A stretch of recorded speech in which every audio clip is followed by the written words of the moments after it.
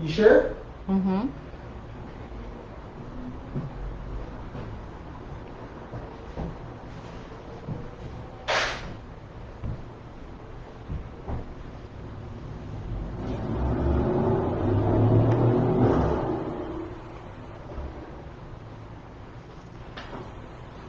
Our summer letter.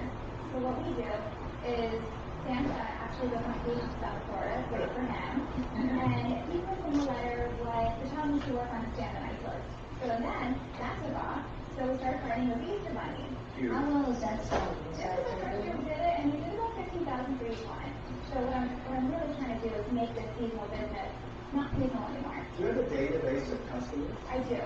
Hola, buenas noches a todos. Mi nombre es Marta Cadavid. Hoy en nuestras cápsulas semanales de Fraude al Desnudo. Espero que se encuentren muy bien y bienvenidos todas las personas que se conectan por primera vez a nuestras cápsulas para aprender un poquito más de fraude y otras actividades antiéticas y para que hablemos de estos temas sin miedo y sin tapujos.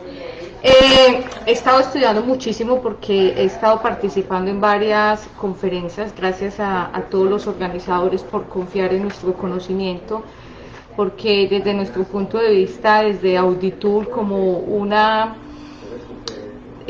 Auditool y todos sus cursos y toda su red de negocios es como de esas herramientas que necesitamos los profesionales y obviamente desde el punto de vista de Fraud Explorer como una herramienta más que nos ayuda a prevenir, detectar e investigar los fraudes de manera proactiva, obviamente, y sobre todo con inteligencia artificial. Nos estamos anticipando a la industria criminal. Bueno, para el día de hoy les tengo, estaba leyendo algo de ACFEC y me pareció súper interesante este tema y es el top de los recursos que actualmente las personas y las grandes compañías están utilizando para combatir el fraude. Estamos en una época especial. Yo pienso que personalmente pienso que este es un movimiento del universo donde se está buscando el balance y no estoy de acuerdo cuando hablamos del new normal o de la nueva normalidad. Es un término que nos está indicando como que no nos hemos adaptado todavía. Me parece que esa es como mi percepción y como tal es personal. Cuando escuchamos o leemos cuando volvamos a la normalidad, yo pienso que esta ya es la normalidad. Y aún cuando tengamos la vacuna en, no sé, un mes, 2 meses, 3 meses, un año, esto no volverá a ser igual. Entonces yo pienso que los 3 primeros meses, bueno, mientras nos dábamos palo y mientras entendíamos cómo íbamos a trabajar, cómo íbamos a hacer, bien. Pero ya vamos como para 6 meses, ya es tiempo de que nos hayamos adaptado y sobre todo tomar decisiones pues a nivel personal y a nivel profesional. Uno de los recursos que habla este artículo que me parece súper interesante es el ambiente de control. De las empresas exitosas que han superado esta etapa de crisis, donde se han interpuesto al problema de logística, de los clientes, de ciberseguridad. Obviamente el fraude siempre va a estar, pero son aquellas empresas las que tienen el tono a la cabeza, las empresas que tienen esa cultura y ese ambiente de control de cero actividades antiéticas, especialmente al fraude, a la corrupción y al abuso organizacional.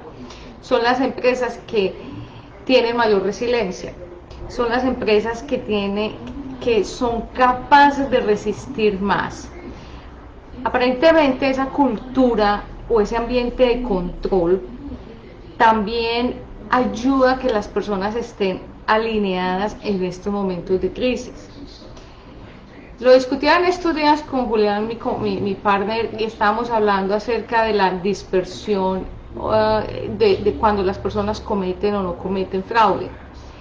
Y en conclusión, nosotros tenemos que lidiar con el 90% de la población que está propensa a cometer fraudes o abuso organizacional. Entonces, en una organización donde el ambiente de control es ideal para vivir con tranquilidad, donde las personas se alinean con los valores, donde las personas están trabajando como en una comunidad, ese ambiente ayuda a que en esta época de crisis, de pandemia, como ustedes lo deseen llamar, haya mayor resiliencia. Aparentemente esto va más allá que de evitar los fraudes, el abuso organizacional, y como cultura esto ayuda a que las personas se sientan solidarias, se sientan identificadas, pero asimismo el staff de la compañía, los miembros de junta directiva o consejos directivos y los mismos dueños o accionistas sienten están alineados, se sienten más cómodos. Sabemos que es una época compleja, pero no hay ese temor al futuro, no se está pensando en que hay que recortar gente, no, son más proactivos, llamémoslo de esa manera. Dentro de ese ambiente de control también hablábamos de la forma en que construir políticas claras, simples, concisas, ayudaba muchísimo al entendimiento del personal. En una de las conferencias que tuve la oportunidad de participar esta semana, me parece, la semana pasada, fue buenísimo uno de los temas que estaban hablando, lo que era Juanita de Colombia, que me encantó, y era que cómo nosotros a veces nos enfrascamos en diseñar políticas gruesas, pesadas, paquidérmicas, y que para eso necesitamos dinero, y cuando muchas veces ni siquiera necesitamos una partida presupuestaria para construir una política pequeña, como una política de gastos de viaje, como una política de administración de efectivo. Pero sí se podían diseñar políticas que ayudaran muchísimo a la organización a que mejoraran ese control interno. También hablábamos esta semana acerca de que perseguir a la gente era el peor control que se podía implementar, y yo lo he dicho en muchas ocasiones: no persiga a la gente, no se desgaste, porque las personas son únicas, las personas, no existen dos personas iguales, no se repiten, y perseguir a una persona o a un grupo de personas simplemente porque usted quiere que actúen como a usted le parece, pues eso es un descalabro económico, es un descalabro cultural. Simplemente, si usted considera que las personas que están trabajando en su organización no se alinean a los objetivos de la organización, no a su criterio o a sus caprichos, pues tome decisiones. Pero con implementarle controles a una persona es un desgaste de tiempo y de recursos bastante alto, cuando lo que se puede hacer es tener políticas claras y contundentes, básicas, para poder controlar un proceso o una actividad. Otro del top de los recursos que hablaba también este artículo de ACFE, que me pareció buenísimo, era el papel o el rol que tenemos los auditores en general en la compañía, y sobre todo en estos momentos.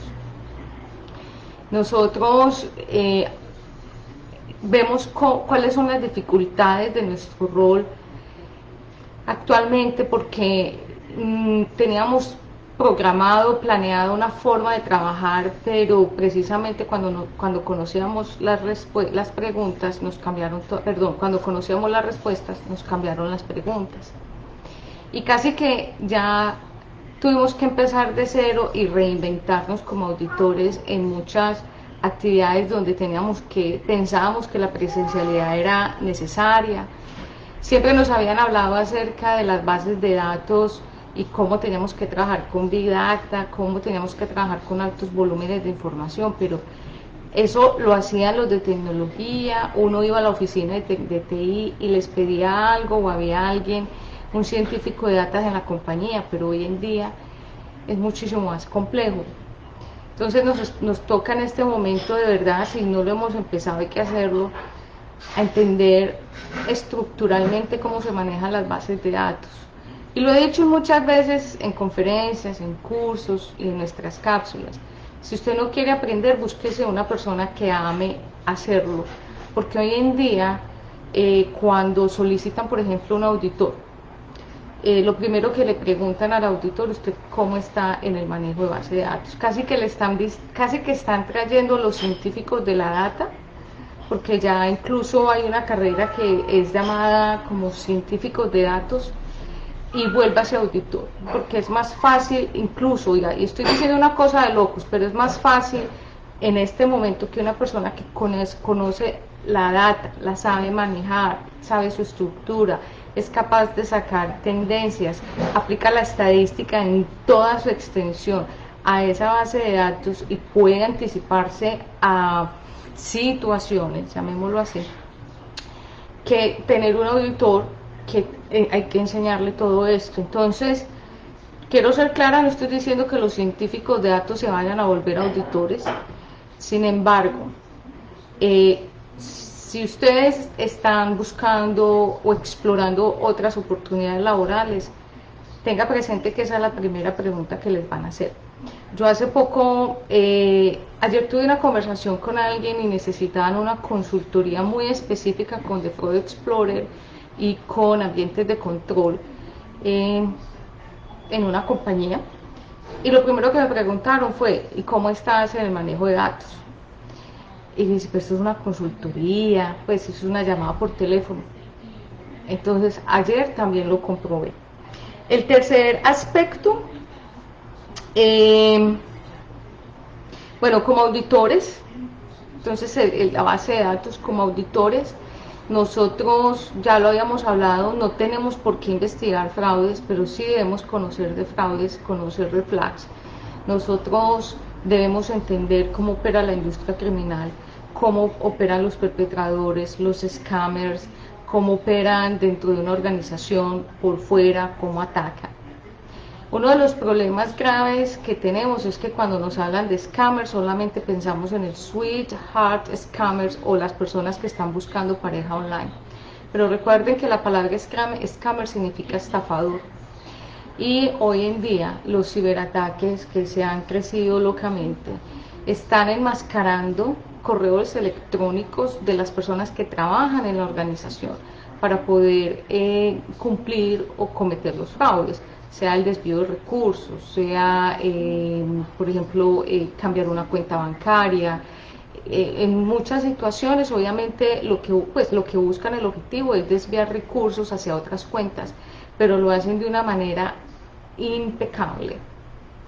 Impecable porque ya lo he vivido, ya lo he visto, y simplemente pienso que también nos ha faltado a nosotros un poquito de sentido común, porque somos caballitos cocheros, todavía somos muy cuadriculados, y acuérdense que la industria criminal es holística.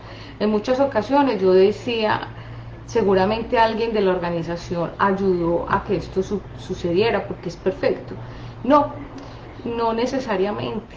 Simplemente hubo muchas alarmas, muchas red flags, no las vimos, no las leímos, no las escuchamos, no las entendimos porque no estamos educados a ver ese tipo de alarmas. Entonces, los auditores, vuelvo, insisto, no tenemos que investigar, pero sí debemos entender cómo opera la industria criminal y cómo suceden este tipo de ataques. Por eso es importante leer, estudiar, asociarse, ver programas educativos donde enseñen cómo se hacen este tipo de cosas. De toda esta información se sacan detalles, se sacan tips, y si eso ya existe, pues cualquier persona con mucha imaginación y pocas ideas puede venir y aplicar exactamente lo mismo. Y en el último punto, que me parece también súper interesante, es la sensibilización hacia el fraude en todo el personal de la compañía. También se ha visto que en esta época las empresas que tienen más, que han tenido campañas de sensibilización frente al fraude, han visto exitoso estos procesos y han evitado que los fraudes se cometan. Es decir, cuando las personas a todo nivel de la organización han tenido entrenamiento antifraude, les han enseñado, los han sensibilizado frente a esta situación de abuso corporativo, corrupción, que eso obviamente hace parte también de la cultura organizacional. Las personas, aún estando trabajando desde casa, con limitados recursos, trabajando en horarios complejos, yendo a trabajar, no cumpliendo con todas las horas laborales, es decir, en un ambiente enrarecido, totalmente diferente a lo que venían trabajando. Las personas aún así continúan con su comportamiento ético y no toman partido o ventaja pudiendo hacerlo. A esto me refiero que los controles en muchas partes se han visto, se corrompen o se anulan porque en muchas ocasiones no se pueden, hay que romperlos incluso porque hay que trabajar desde casa, por ejemplo. Entonces teníamos una política de que no se podía utilizar el computador de la casa, pero resulta que es que en la oficina todos los computadores son de escritorio y no hay portátiles, entonces toca conectarse con el computador de la casa. Entonces ahí esa política ya no funciona. Entonces, aún así, cuando hay ciertas políticas que hay que dejar de lado para poder seguir operando, que hay que rediseñarlas mientras estabilizamos las actividades, esas personas que fueron sensibilizadas anteriormente, que fueron parte de programas antifraude, de sensibilización sobre el abuso organizacional y la corrupción, esas personas no cometieron fraude. Esas compañías, el fraude no se les vio incrementado o que tuvieran más actividades antiéticas. Entonces es bien interesante porque esto significa que cuando cosechamos bien, recogemos bien. Cuando hacemos bien las cosas, nos estamos preparando. Muchas de estas compañías no tenían programas para reiniciar operaciones, para restablecer operaciones. Sin embargo, tampoco sufrieron grandes pérdidas por culpa del fraude. No, obviamente se pierde dinero porque hay un tiempo que están cerrados, porque no se puede operar, porque hay producción que no se puede sacar o porque sencillamente los clientes también están cerrados o los proveedores no pueden mandar la misma cantidad de materia prima. Sin embargo, pérdidas por fraudes, las pérdidas por fraudes fueron mínimas. Entonces es bien interesante cómo se hace la asociación del fraude con esa cultura, con esos 4 puntos críticos o drivers que se implementaron en el pasado, pero que hoy se recogen esos frutos y pues que ayudan como a la estabilización de las actividades corporativas. Voy a ver si estamos bien conectados. Muchas gracias a todos. Toño, gracias. Sonrisas, gracias. Betina Molina, gracias. Gracias desde Argentina. Roosevelt. Jostoni desde Ecuador. Desde Guatemala, Ángel. Nos suscriben UNAC, Universidad Antropológica de Guadalajara, nos están siguiendo. Mire qué interesante. Sí, hay veces que hay universidades que se conectan a las cápsulas de fraude con los estudiantes. Oscar Antonio también está aquí con nosotros. Y hola Peter, está desde Costa Rica. Muchas gracias Peter por estar aquí. Bueno, con esta parte ya cerré con estos 4 recursos antifraudes en esta época de transición. Ya cerré esta partecita y les voy a contar una historia. En el día de hoy me contactó una mujer un tanto preocupada porque está sufriendo bullying en las redes sociales. Una persona que estuvo conmigo en un proceso con un scammer la referenció. No es un scammer el que la está buscando, son 3 personas que ella asegura saber quiénes son, obedecen a una relación en el pasado. No quiero hacer aquí todo el drama porque yo pienso que no se necesita, ni es el punto. Simplemente ella en algún momento tomó una decisión de tener una relación con una persona comprometida. Esa persona adicionalmente tenía otras 2 o 3 relaciones, una persona muy compleja. Ella termina la relación y pues aparentemente sus redes sociales se inundan de problemas. Entonces, aparentemente la esposa del señor y el mismo señor y otra persona, un amigo, pues vienen acosándola y cometiendo bullying contra ella. Ella ha tenido que abandonar las redes sociales. Ella acepta que su pasado no fue el... Aquí no vamos a criticar. Ella misma acepta que esa fue una decisión y que está pagando el precio.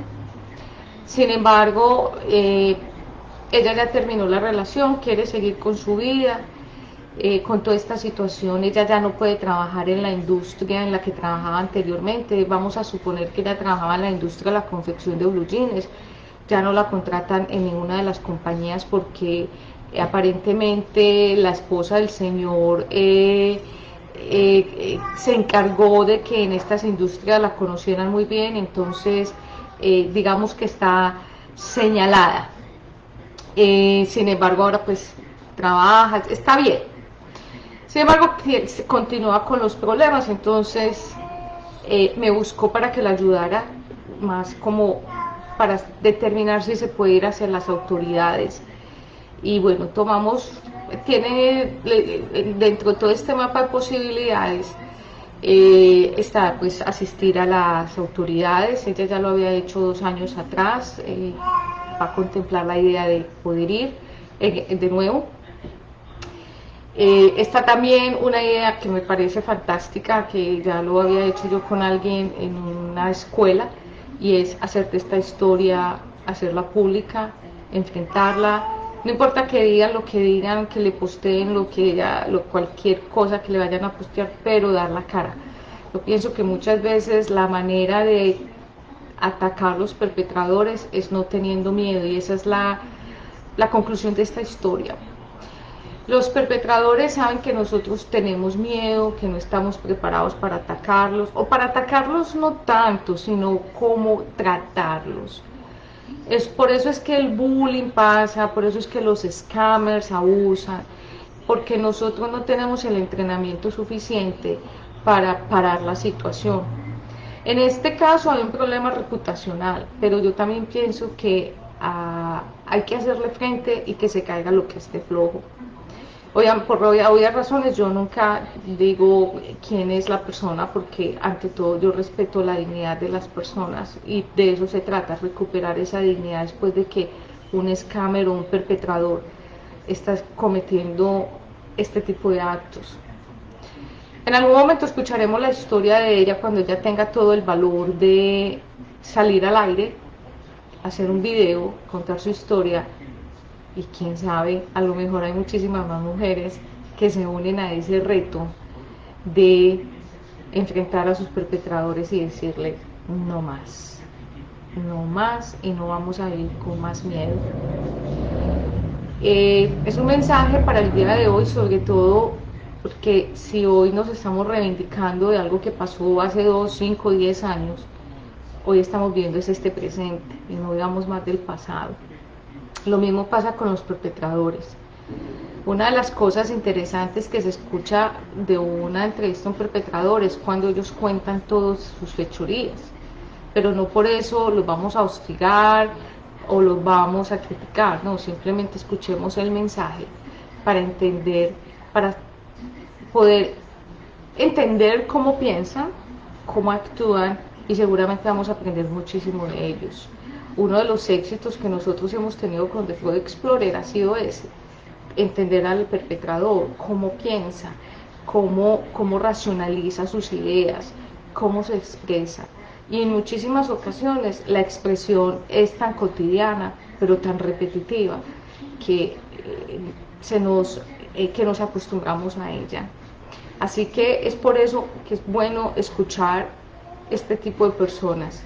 Si algún día vuelvo a saber de ella y su video, se los dejaré saber, porque obviamente será público, pero por favor, utilicemos las redes sociales para aprender, para conectarnos, para estudiar, para mirar el mundo con otros ojos, pero jamás para bullying. Y no importa la situación, si no tenemos compromiso en pareja, pues simplemente salgamos por las buenas, pero no ataquemos a las personas, y mucho menos en las redes sociales. No importa lo que haya pasado, simplemente pensemos en nosotros y en nuestros hijos, porque uno nunca sabe esto cuándo se devuelva. Recuerden Auditool con AuditUD, que es una academia virtual para auditores buenísima, con cursos espectaculares. Tengo entendido que Nahum va a estar la semana entrante dictando un curso sobre auditoría, metamorfosis, y en esta época me parece de locos. Por favor, quien esté interesado, conéctese con Auditool, porque es un curso que es esperado tanto presencialmente, o sea, presencialmente, y ahora que es virtual, es un curso que es bien bonito, bien interesante, y obviamente Nahum Fred es de los, yo pienso que los auditores, si no el mejor, el más consagrado de Latinoamérica, porque más allá de ser auditor es un líder que nos ha enseñado cómo nos debemos transformar, cómo nosotros debemos ser esa metamorfosis y que nosotros somos líderes. Gracias Jenny, gracias a todos los que respondieron la encuesta para Fraud Explorer. Vamos a ver, les estaremos contando en noviembre cómo nos va, pero ese es el objetivo, posicionar de Fraud Explorer como la mejor herramienta a nivel mundial, sí, a nivel mundial, para detectar actividades antiéticas como fraude, abuso organizacional, corrupción, y un poquitico más allá, porque es tan flexible que usted la acomoda a lo que usted necesita. Me despido de ustedes, muchas gracias, fue un placer haberlos visto y por favor, cuídense mucho, hasta pronto, chao.